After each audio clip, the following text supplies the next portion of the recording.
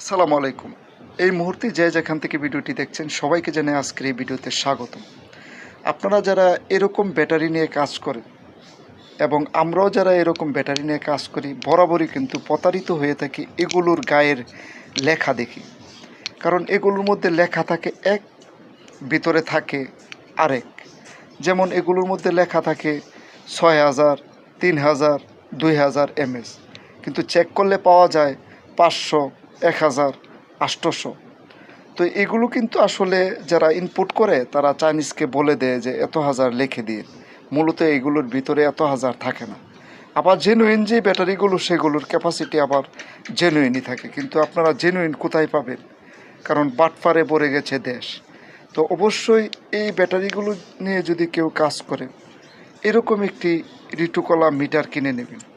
এই মিটারটা যদি কিনে নেন তাহলে আপনারা বরাবরই এই ব্যাটারিগুলোর ক্যাপাসিটি চেক করতে পারবেন এবং ব্যাটারিগুলোর ভিতরে কীরকম পারফরমেন্স আছে আপনারা সহজেই বুঝতে পারবেন এবং আপনার যে কোনো ডিভাইসে লাগানোর পরে সেটার সঠিক পারফরমেন্স আপনারা পেয়ে যাবেন। তো অবশ্যই যারা এরকম ব্যাটারি নিয়ে কাজ করেন তারা এরকম মিটার আগে একটা কিনে নেবেন, নতুবা আপনারা বারবারই প্রতারিত হবেন। আশা করি ভিডিওটি আপনাদের উপকারে এসেছে।